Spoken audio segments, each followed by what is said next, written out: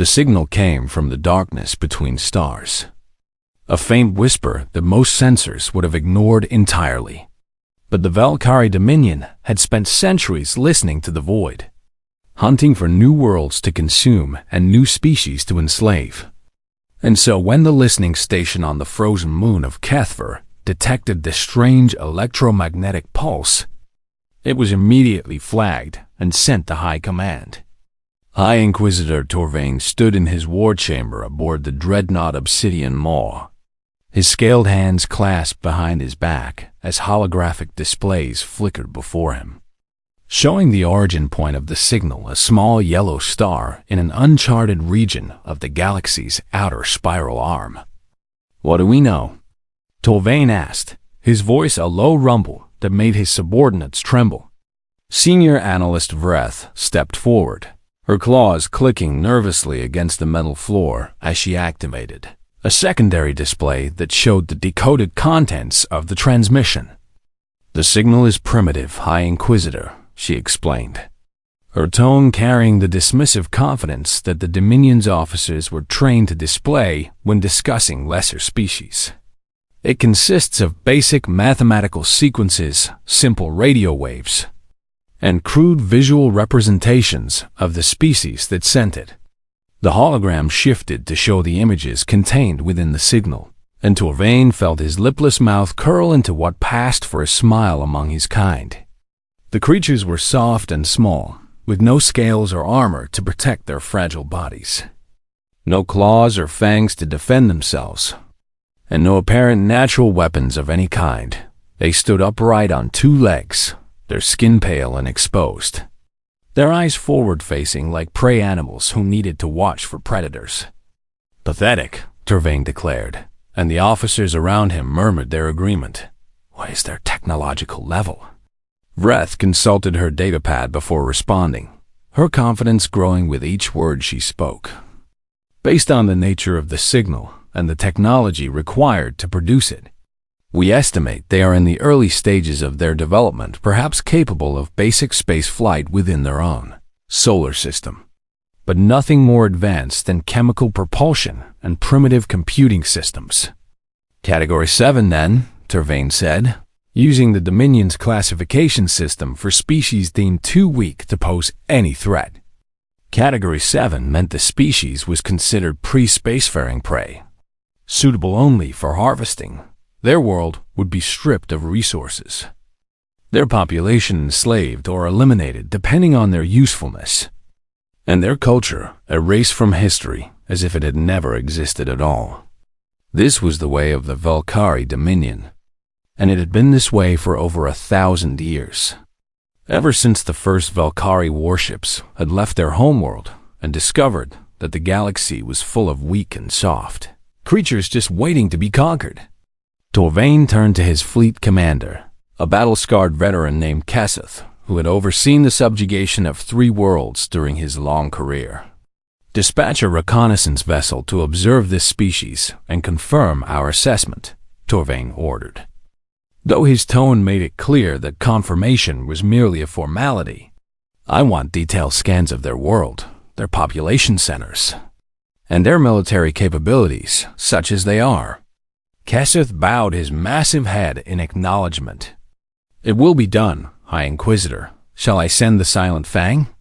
Torvain nodded his approval, for the Silent Fang was one of their fastest scout ships, capable of entering a system undetected and gathering intelligence, without alerting even the most paranoid species to its presence. "Send Commander Ritha," Torvain added. "She is efficient and thorough, and I want this matter resolved quickly so we can add another world to our holdings."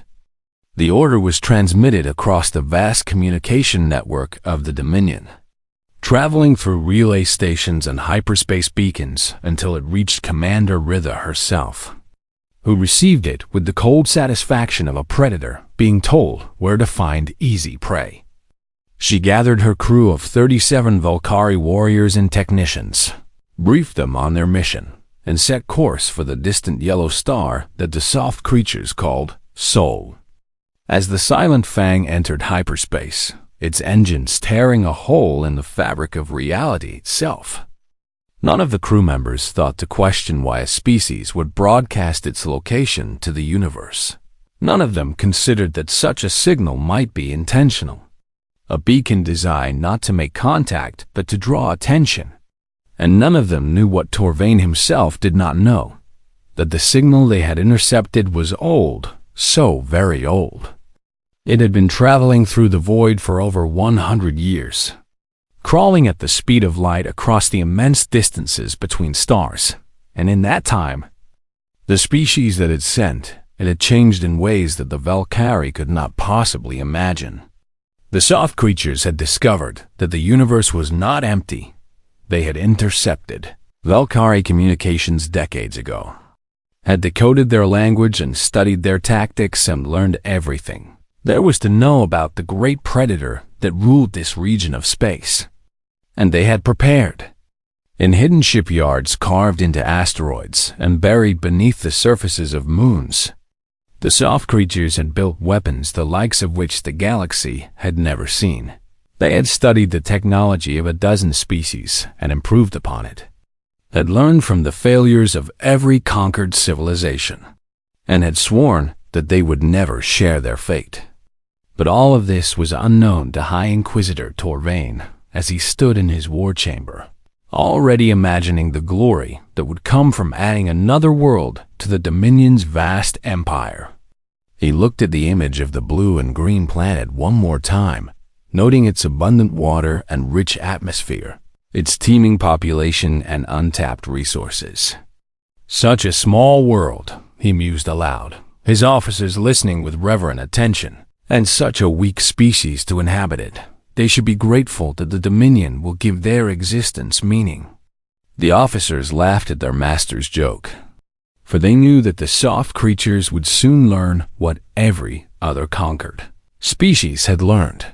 The resistance was futile, that hope was an illusion, and that the Valkyrie Dominion always claimed what it desired. Torvain dismissed his officers and retired to his private quarters, where he drafted his preliminary report to the Dominion Council, already describing the new world as a valuable addition to their territory. He did not know that his words would one day be used as evidence of his arrogance, displayed in museums across 100 worlds as a reminder of what happens when predators underestimate their prey.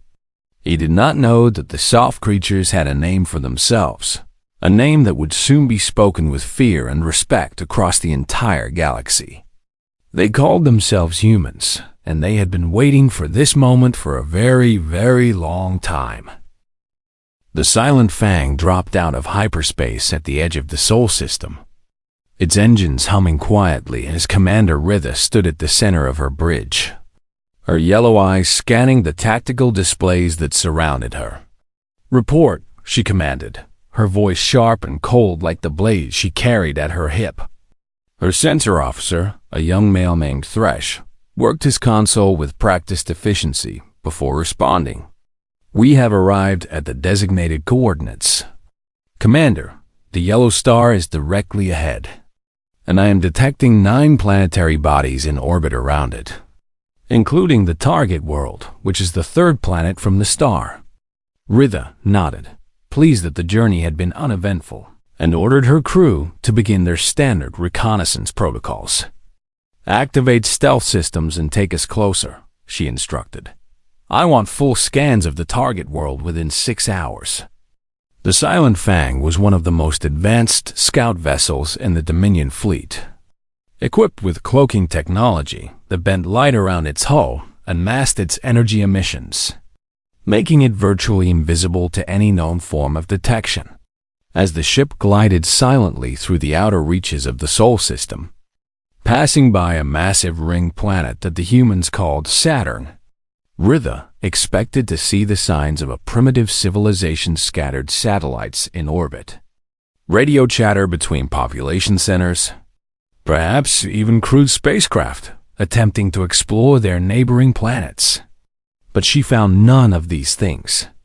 The system was quiet, eerily so, with no electromagnetic emissions of any kind that her sensors could detect. "This is strange," Thresh muttered, his claws tapping nervously at his console. "According to the intercepted signal, this species should be producing constant radio transmissions, but I am detecting nothing." Ritha frowned, her scales rippling with unease as she considered the implications. "Perhaps they destroyed themselves," she suggested, for it was not uncommon for primitive species to wipe themselves out through war or environmental collapse before they could reach the stars. "Continue scanning. I want to know what happened here."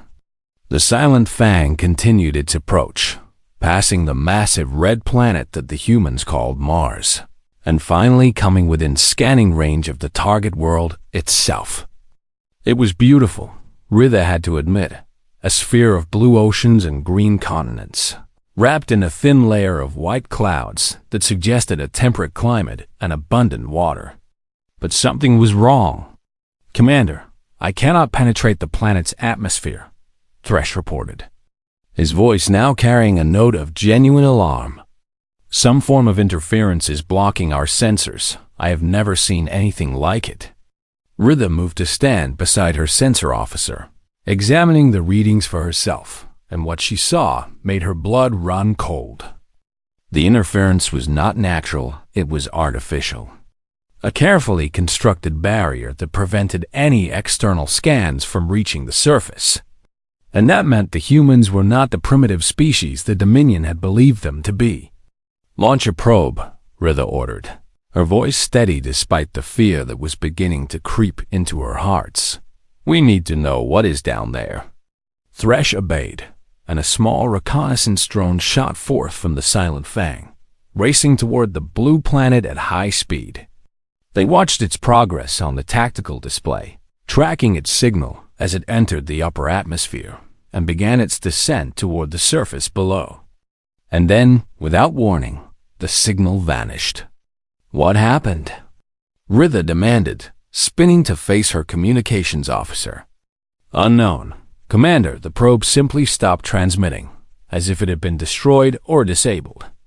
Ritha felt a chill run down her spine, but she refused to show weakness in front of her crew. "Launch 2 more probes, different trajectories. Perhaps the first one malfunctioned." 2 more drones raced toward the planet, approaching from different angles, their sensors active and their transmitters functioning perfectly. And just like the first probe, they both vanished the moment they entered the atmosphere. "This is impossible," Thresh whispered, his eyes wide with fear. "Something is destroying our probe, something we cannot detect." Ritha's mind raced as she tried to make sense of what was happening. The Dominion had conquered dozens of species, had faced every form of resistance imaginable, and never before had they encountered technology capable of so effortlessly neutralizing their equipment. "Open a channel to High Command," she ordered. "We need to report this immediately." Her communications officer worked frantically at his console, but after several long moments, he turned to face her with an expression of pure terror. "Commander. Commander, I cannot establish a connection. Our long-range transmissions are being blocked by some kind of localized jamming field." "That is impossible," Ritha shouted. "Our encryption is unbreakable. Our frequencies are classified. How could they possibly?" She was interrupted by a soft chime from the communications console, and her officer's face went pale. "Commander, we are receiving a transmission on our own encrypted frequency." Ritha's blood turned to ice in her veins. "Show me," she commanded, and the main view screen flickered to life, displaying a message written in perfect Valkyrie script. The words were simple, and they filled every member of the crew with a fear they had never known before. "You are not invited to leave now, and we will forget this intrusion." Ritha stared at the message, her mind refusing to accept what her eyes were showing her. How did they know the Valkyrie language? How did they crack their encryption? How did they even know the Silent Fang was here? For a long moment, the bridge was silent as every officer waited for their commander to respond.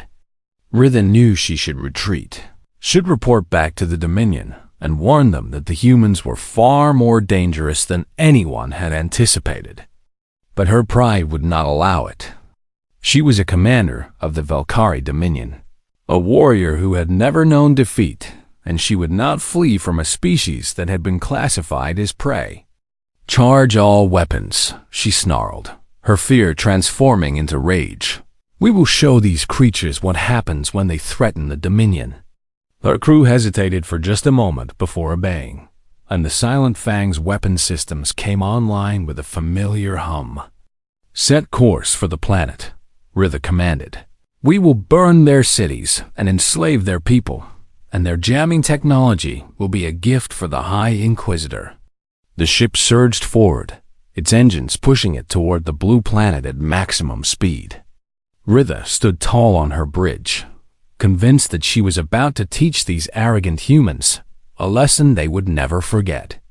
She did not see the shadow that fell across her ship, did not detect the vessels that materialized from nowhere, surrounding the Silent Fang in a sphere of cold, silent metal. Her last thought, in the fraction of a second before everything went dark, was that she had made a terrible mistake. The Silent Fang was never heard from again, and in the halls of the Dominion, its disappearance would soon become the spark that ignited a war that the Valkyrie believed they could not possibly lose. They were wrong. 6 months had passed since the Silent vanished, and High Inquisitor Torvain had spent every single day of that time consumed by a rage so intense that his subordinates feared to even enter his presence. A Category 7 species had destroyed one of his ships, a primitive, soft-skinned species of prey animals had somehow annihilated a Valkyrie scout vessel and its entire crew. And the humiliation was more than Torvain could bear. He stood before the Dominion Council, his scales darkened with fury, his claws digging into the polished floor as he made his case for war. "This insult cannot go unanswered," he growled, his voice echoing through the great chamber where the leaders of the Dominion gathered to make their decisions. "The humans have killed 37 of our warriors, have demonstrated technology that we do not understand, and have challenged the authority of the Dominion itself." The council members shifted uneasily in their seats, so some among them wondered if perhaps caution was warranted, if perhaps the humans were more dangerous than they appeared. But Torvain would not hear their concerns. "I request authorization to assemble a strike fleet," he continued, his yellow eyes burning with hatred. "Not a single ship, but a force so overwhelming that these creatures will have no choice but to surrender or be destroyed." The council deliberated for less than an hour before granting his request, for they too felt the sting of humiliation, and they too wanted revenge against the species that had dared to challenge them. Torvain assembled the largest fleet he had ever commanded, 40 warships of various classes, 8 carriers loaded with fighter craft, and his personal dreadnought, the Obsidian Maw, which served as the flagship of the Armada. As the fleet prepared to depart, Torvain addressed his captains through a secure communication channel. "We go to teach these humans a lesson they will never forget," he declared, his voice cold and merciless. "We will burn their cities, enslave their population, and strip their world of every resource it contains. And when we are finished, no one in the galaxy will ever again dare to challenge the Dominion." The captains roared their approval, their voices joining together in a chorus of bloodlust and anticipation. The fleet entered hyperspace, tearing through the fabric of reality as they raced toward the distant Sol system. And Torvain spent the journey preparing his ultimatum. It was a speech he had given many times before, to many different species, and it always ended the same way, with the complete and total surrender of his enemies. "Creatures of the planet Earth," he would say, "you have committed acts of war against the Valkyrie Dominion, and for this crime, you must pay the price. Surrender your world, surrender your technology, surrender your people, and you may be permitted to exist as servants of the Dominion. Refuse, and you will be exterminated." He practiced the words in his private chambers, imagining the terror on the faces of the human leaders when they saw the might of his fleet, and he smiled at the thought of their inevitable submission. The fleet dropped out of hyperspace at the edge of the Sol system, and Torvain immediately ordered his sensor officers to begin scanning for threats. But there were no threats to be found. The system appeared empty, with no defense platforms, no orbital stations, no warships waiting to meet them. Just as I expected, Torvain laughed, his confidence restored. They are hiding on their little world, hoping that we will show mercy. They will learn that the Dominion has no mercy. The fleet advanced into the system, passing the outer planets without incident, and soon they could see the blue jewel of Earth hanging in the distance, beautiful and vulnerable. But as they approached the orbit of Mars, a single small vessel appeared on their sensors, drifting near the red planet as if waiting for them. One ship? Torvain scoffed. They send one ship to face our armada. These humans are even more foolish than I thought. The vessel was small and sleek, its hull a dull gray that seemed to absorb light rather than reflect it, and its design was unlike anything the Valkyrie had ever encountered. "They are hailing us, High Inquisitor," his communications officer reported. Torvain settled into his command throne and gestured for the transmission to be displayed. The view screen flickered, and for the first time, Torvain found himself face to face with a human. She was older than he expected, with gray streaking through her dark hair and lines around her eyes that spoke of many years and many hardships. But her eyes themselves were what caught his attention. They were calm and steady, without fear or anger, as if she were looking at something small and insignificant that did not concern her. "I am Admiral Una Vasquez of the Terran Continuity," she said, her voice quiet but carrying an authority that even Torvain could not deny. "You have entered our sovereign space with hostile intent, and I am here to give you one final opportunity to withdraw." Torvain laughed, a harsh barking sound that echoed through the bridge. "One opportunity?" he mocked. "You stand before 40 warships with a single vessel, and you speak to me of opportunities. It is you who should beg for mercy, human." Admiral Vasquez did not react to his words, did not flinch or show any sign of fear.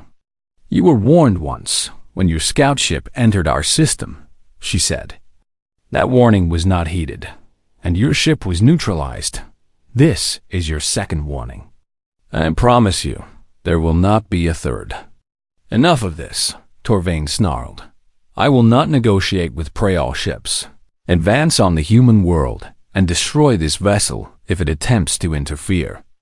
The fleet began to move, 40 warships surging forward in perfect formation, their weapons charging as they prepared to rain destruction upon the Earth.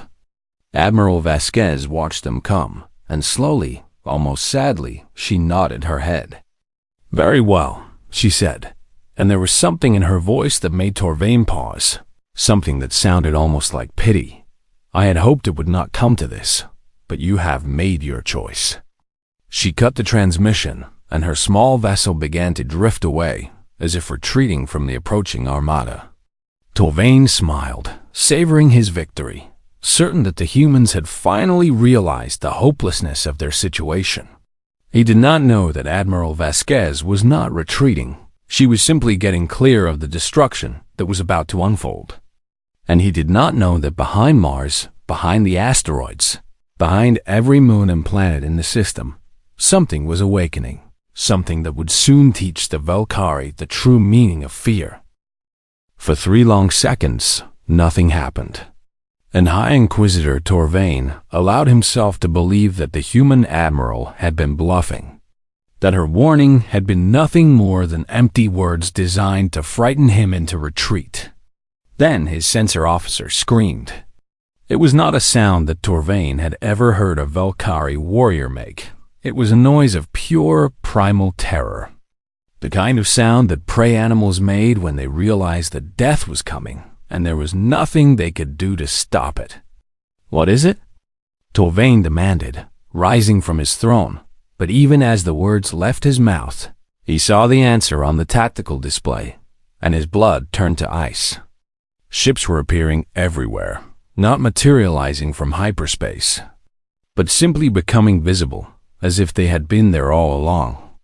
Hidden by some form of cloaking technology that made the Dominion's own stealth systems look like children's toys. They poured from behind Mars in a river of gleaming metal, hundreds of vessels of every size, their hulls dark and angular and covered with weapons that Torvain did not recognize. They emerged from the asteroid belt, rising from within the rocks themselves, shipyards that had been carved into the stone over decades of secret construction. They came from the moons of Jupiter and Saturn, from hidden bases on distant Pluto, from every shadow and every corner of the Sol system. And they just kept coming.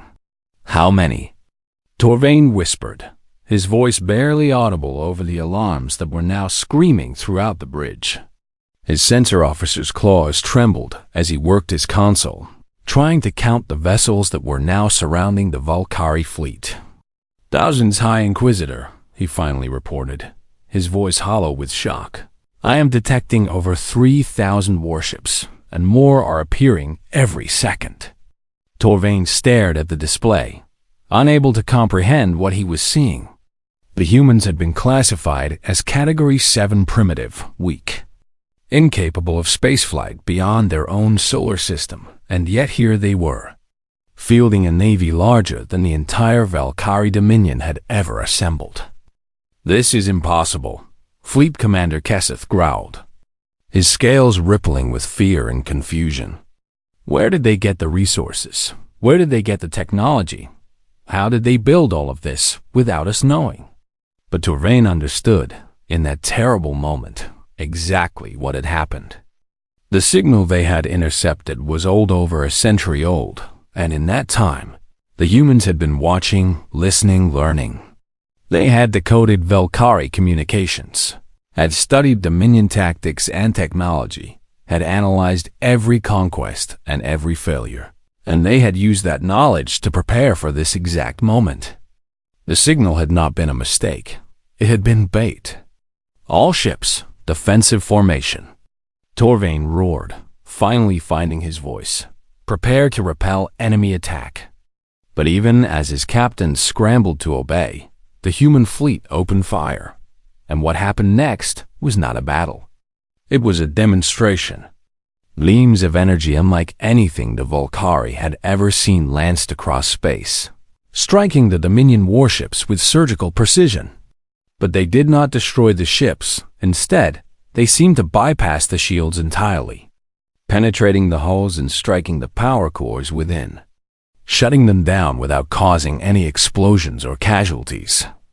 "Our shields are having no effect," Kesseth shouted, his tactical display filled with warning indicators. "Their weapons are passing through as if our defenses do not exist." One by one, the Valkyrie warships went dark, their engines falling silent, their weapons going cold, their crews left drifting helplessly in the void. Torvain watched in horror as his mighty fleet was dismantled in minutes, not destroyed, but disabled, neutralized, rendered completely harmless without a single Valkyrie life being taken. "Return fire," he screamed. "Use everything we have." The few ships that still had power obeyed, launching missiles and energy beams at the human vessels, desperate to inflict some damage, to prove that the Dominion was not completely helpless. But the human ships simply absorbed the attacks. Their armor seemed to drink in the energy, glowing briefly before redirecting it back at the Valkyrie fleet, using their own weapons against them. "What are these creatures?" Kesseth whispered, his voice filled with a terror that no Valkyrie warrior should ever feel. In 11 minutes, it was over. 36 of the 40 warships drifted lifelessly in space, their crews unharmed but completely powerless, their weapons stripped, their engines cold. The obsidian maw itself sat motionless, its mighty power core shut down by a single precise strike. And Torvain stood on his darkened bridge, surrounded by the soft glow of emergency lighting, unable to believe what had just happened. The view screen flickered to life, running on backup power, and Admiral Vasquez appeared once more. She looked exactly as she had before, calm, collected, and utterly unafraid. "High Inquisitor Torvain," she said, her voice carrying a weight of authority that made him feel very small. "Your fleet has been neutralized, your weapons have been disabled, and your crews are being taken into custody. They will not be harmed." Torvain wanted to rage, wanted to threaten, wanted to promise revenge in the name of the Dominion, but the words would not come. For the first time in his long and bloody career, he was completely defeated. How? He finally managed to ask, his voice barely a whisper, "How did you do this?" Admiral Vasquez allowed herself a small smile, and in that smile, Torvain saw something that terrified him more than all the weapons in the human fleet. He saw patience. "We are not prey, High Inquisitor," she said. "We never were that signal you intercepted. The one that made you think we were weak and primitive, we sent it on purpose." Torvain felt his heart stop beating. "It was a test," Vasquez continued. "A way to see who would come with open hands and peaceful intentions, and who would come with weapons drawn, ready to conquer and enslave." She leaned forward, her eyes hard and cold. "You chose weapons, you chose to see us as prey, as resources to be harvested, as slaves to serve your empire. And now you have learned the truth." "What truth?" Torvain asked, though he already knew the answer. "That the species you dismissed as weak and primitive has spent the last century preparing for you," Vasquez replied. "Watching you, studying you, building weapons you cannot comprehend and defenses you cannot penetrate. We learned from every species you conquered, and we swore that we would never share their fate." She stood tall, her gray hair catching the light of distant stars. "Remember this moment, High Inquisitor. Remember it well, because this is the moment when everything changed." The transmission ended, and Torvain was left alone in the darkness, surrounded by the ruins of his fleet, knowing that the Dominion would never be the same again. High Inquisitor Torvain was not executed. That would have been too easy, too expected, too much like the mercy that the Valkyrie themselves never showed to their conquered enemies. Instead, 3 days after the battle that had destroyed his reputation and shattered his fleet, he was escorted to a human transport vessel and placed in a comfortable cabin with windows that looked out upon the stars.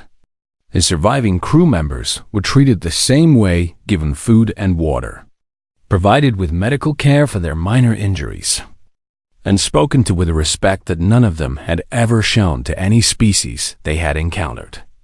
It was, Torvain realized with growing horror, a form of punishment far worse than death. They were being sent home. They were being sent home to tell the Dominion exactly what had happened, to describe in detail how 40 warships had been defeated by a species that the Valkyrie had classified as prey, to explain that the humans possessed technology and weapons that made the Dominion look like primitive savages by comparison. Admiral Vasquez came to see him before the transport departed, standing in the doorway of his cabin with her hands clasped behind her back. "You are wondering why we are letting you go," she said, and it was not a question. Torvain nodded, his pride too broken to allow him to speak. "Because we want your Dominion to know the truth," Vasquez explained, her voice calm and measured. "We want them to understand that humanity does not conquer. We do not enslave. We do not exterminate. We do not strip worlds of their resources and leave nothing but death behind." She stepped into the cabin, her eyes meeting his without fear or hatred. "But we also want them to understand that we will defend ourselves, that we will protect the weak, shelter the oppressed, and stand against any power that seeks to dominate the galaxy through force and terror." She reached into her pocket and withdrew a small device, which she placed on the table beside him. "This contains all the technical data we gathered from your ships during the battle," she said. "Every scan, every analysis, every weakness we discovered in your weapons and shields and armor We are giving it back to you. Improved, with notes on how to fix the flaws we found. Torvain stared at the device, unable to comprehend what he was hearing. Why would you do this? He asked, his voice hoarse with confusion. Vasquez smiled, and there was something in her expression that looked almost like sadness. Because we want you to be better, she said. Not stronger, not more dangerous, but better. We want you to look at what you have become and ask yourselves if this is really the path you want to follow. She turned to leave, then paused at the doorway.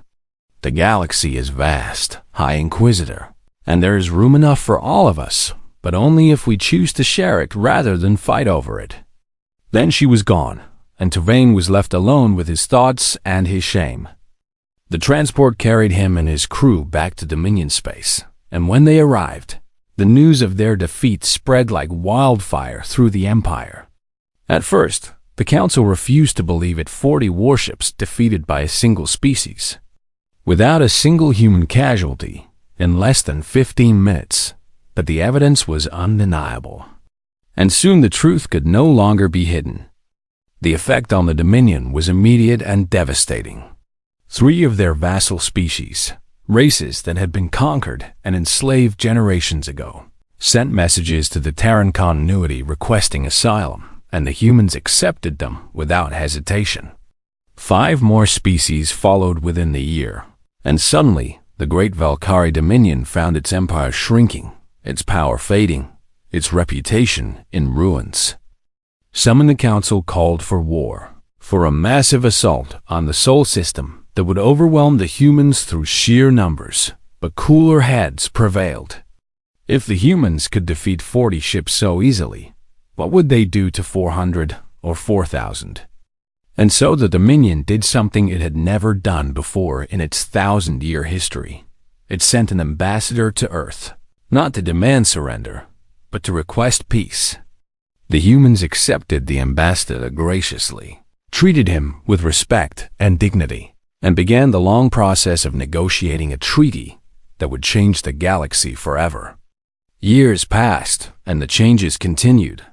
The Valkyrie, humbled by their defeat, began to question the ways of their ancestors, to wonder if perhaps there was another path besides conquest and domination. Some resisted, clinging to the old ways, but many more embraced the new philosophy, and slowly, generation by generation, the Dominion began to transform into something different. Admiral Una Vasquez retired from service on her 70th birthday, returning to a quiet home on the Pacific coast of Earth, where she spent her days watching the ocean and tending to her garden. A journalist came to interview her once, a young woman who wanted to know the story behind the battle that had changed everything. What was humanity's goal? The journalist asked, her recording device capturing every word. Why did you let them go? Why did you give them back their technology? Why did you show mercy to enemies who would have shown none to you? Vasquez was quiet for a long moment, her eyes fixed on the setting sun that painted the sky in shades of orange and gold. We spent our whole history fighting each other, she finally said, her voice soft with memory. We nearly destroyed ourselves a dozen times over through war. Through hatred, through fear of anyone who was different from us. She turned to face the journalist, and her eyes were bright with an emotion that the young woman could not quite name. But we learned, Vasquez continued, we learned that the strong who prey on the weak are not strong at all. They are brittle, fragile, destined to break when they finally meet something they cannot dominate. She smiled, and in that smile was the wisdom of a lifetime spent defending her people and her world. We learned patience, she said. We learned to watch and wait and prepare, and when we finally looked up at the stars and saw all those empires circling like vultures, waiting to tear us apart, we made a choice. What choice? The journalist asked. We decided that the galaxy needed a shepherd, Vasquez replied. Not a conqueror, not a tyrant, not another empire seeking to dominate everything it touched, just a shepherd. Someone to protect the flock and guide it safely home. She looked up at the sky, where the first stars were beginning to appear. And shepherds, young women, carry very big sticks. The journalist thanked her and departed, and Admiral Vasquez remained on her porch, watching as the night sky filled with the light of distant suns. Somewhere out there, hidden among the asteroids and moons and planets of 100 systems, the fleets of the Terran continuity waited in silence, watching, guarding, ready to defend the innocent and punish the wicked. Humanity had been small once, had been weak, had been prey. But those days were gone forever, and they would never return. The stars belonged to everyone now, and humanity would make sure that no one ever forgot it.